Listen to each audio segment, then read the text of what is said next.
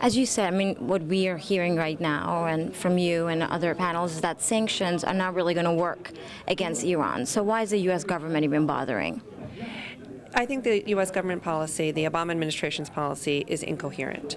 President Obama had, particularly during the campaign when he was running for president, he had this strategic impulse to engage with Iran, and the impulse was both strategic in terms of the approach to Iran and other countries that we have difficult relations with, but it was also a way to distinguish himself from his opponents, both his Democratic opponents and his Republican opponents.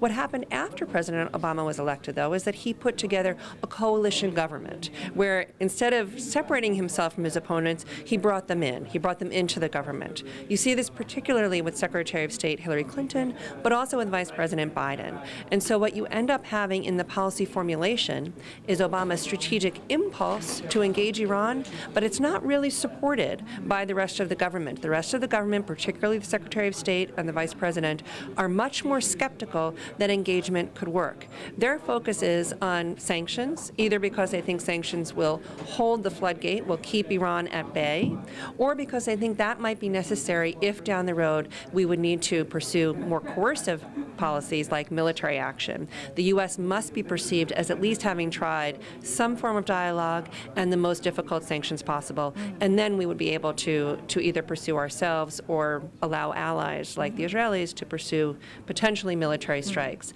I do not think that is at all President Obama's preference.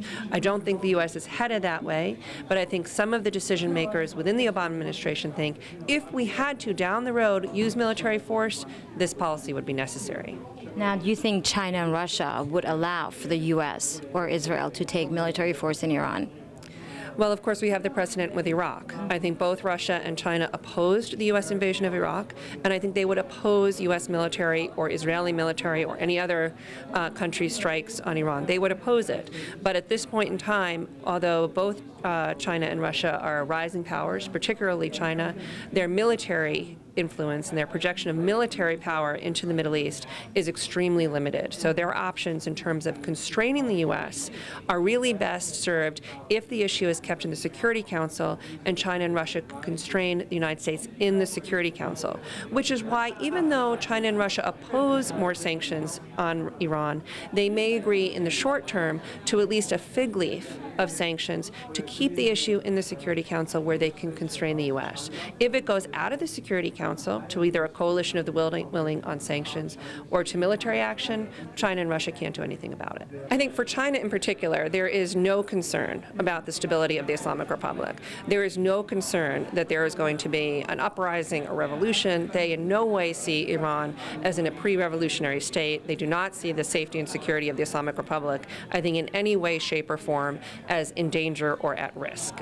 What the problem that China has, and the reason why I think China has been somewhat reluctant to go full force into the energy sector, to invest into the energy sector, is because of the priority, the prominence that it gives to a good relationship with the United States. And as long as the United States would be angry or upset about massive Chinese investment in the Iranian energy sector, they will tread very, very carefully. But I think since 2007, the Chinese government and Chinese energy companies, and even more importantly, have concluded that even though the United States will not be happy with Chinese investment in Iranian energy projects, they can get away with it. And I think you will continue to see that, not at a rapid pace, but at a steady pace. Well, I think what China wants, I think what Russia wants, and I think what many, even in the United States, want, is a recognition of reality, that Iran has been for 30 years, the Islamic Republic of Iran, and will probably be so for a very long time, and that any change to the system in Iran will, if it comes, will be slow, will be one that is reform-based, and it will be internal. It is not something that the United States is going to do either with covert funding, with military strikes, or any other way of bringing that change about. So I think what China wants, what Russia wants, is that recognition of reality.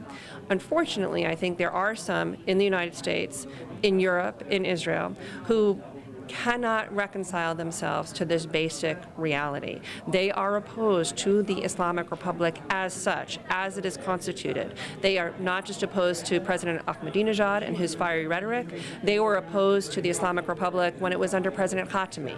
I served in the Bush administration at the time. I was part of the dialogue of American officials with Iranian officials over Afghanistan. Even that dialogue over Afghanistan, where we have mutual interests, when it was conducted under President Khatami, the reformist president, even that was opposed by many in Washington, by many in Israel, as somehow connoting legitimacy to the Islamic Republic. In my view, the Islamic Republic has its legitimacy from being in existence for 30 years and being a strong, relatively stable place.